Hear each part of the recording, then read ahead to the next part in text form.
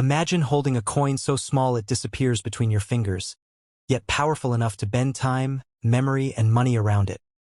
A coin that once bought a loaf of bread's corner and now sparks whispers of vaults, auctions, and million-dollar dreams.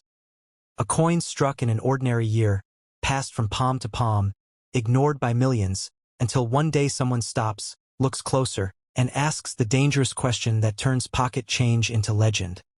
What if this little circle of metal is worth far more than anyone ever imagined? The South African 10-cent coin dated 1982 belongs to a period when money was solid, physical, and deeply tied to everyday life, a time when coins weren't collectibles first but tools, working objects that clinked in school bags, taxi consoles, and shop counters. In 1982, South Africa was living through political tension, economic pressure, and global isolation. Yet the mint continued its quiet, disciplined work, striking coins that would survive long after headlines faded. The 10-cent piece from that year was modest in value, designed for circulation, not display, and for decades it did exactly what it was meant to do. It moved, it wore down, it disappeared into the noise of daily transactions. That ordinariness is precisely what makes it interesting now, because history has a habit of turning the overlooked into the unforgettable. This coin carries more than metal. It carries a snapshot of a country mid-stride, neither at the beginning nor the end of a story, but right in the complicated middle. In the early 1980s, inflation was felt in small ways first, and low-denomination coins like the 10 cents told that story silently as their buying power shrank year by year. What once paid for something tangible slowly became symbolic, then almost decorative, until eventually many people stopped caring if they received one at all. Yet collectors know that neglect is fertile ground for rarity. When people stop paying attention, mistakes slip through, unusual batches pass unremarked, and survival rates drop, creating the conditions that later ignite value. Most 1982 South African 10-cent coins are not rare, and honesty matters here because real numismatics is built on truth, not hype. In circulated condition, this coin is typically worth close to face value, sometimes a bit more to collectors completing date sets, sometimes less if worn smooth by decades of use. But value in coin collecting is not a single number. It is a spectrum shaped by condition, scarcity, story, and surprise.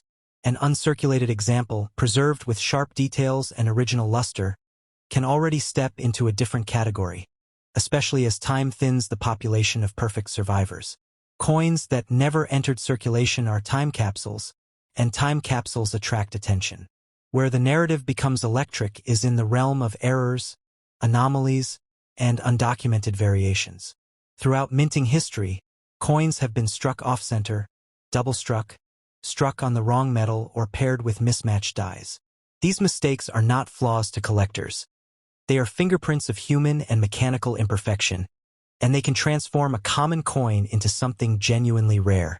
If a 1982 10-cent coin were discovered struck on an incorrect planchet, or bearing a dramatic minting error confirmed by experts, its value would leap far beyond ordinary expectations.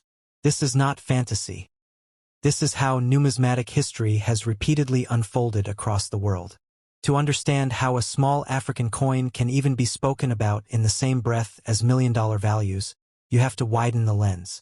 African coins have already crossed that threshold. Historic gold coins from Southern Africa, pattern issues, unique proof strikes, and coins tied to pivotal moments have sold for staggering sums at international auctions. Some have reached 7 figures in dollars, not because of metal alone, but because of uniqueness and story. When a coin exists in only 1 or 2 known examples, when it represents a what might have been moment in monetary history, the market behaves differently. At that level, collectors are no longer buying money. They are buying ownership of a moment that can never be repeated. Imagine, then, a hypothetical but plausible scenario that fuels the fascination around the 1982 10 cents. Suppose a previously unknown mint error surfaces, authenticated by experts, showing that a tiny batch of these coins was struck on a planchet intended for another denomination or even another country. Suppose only one example survives in pristine condition, traced back through records, proven genuine beyond doubt. In that moment, the coin stops being a 10-cent coin and becomes the only known example. That phrase is rocket fuel in the world of collecting. Under those conditions, Value is no longer anchored to denomination or even to typical market guides. It becomes a negotiation between passion, prestige, and scarcity, and numbers that once seemed impossible enter the conversation. Stories like this are why people still check their change, why old jars are poured out on tables, why inherited collections are examined coin by coin. The dream is not foolish. It is historically informed. The world's most valuable coins often began life as ordinary objects, ignored until someone asked the right question at the right time. The South African 10 cents of 1982 sits comfortably in that tradition, not because it is guaranteed to be valuable, but because it represents the raw material from which legends sometimes emerge. There is also cultural value layered into this coin, a quieter worth that doesn't show up on price charts. It reflects South Africa's design language of the era, its materials, its economic priorities, and its relationship with everyday citizens. Coins are democratic artifacts. Everyone touched them regardless of status.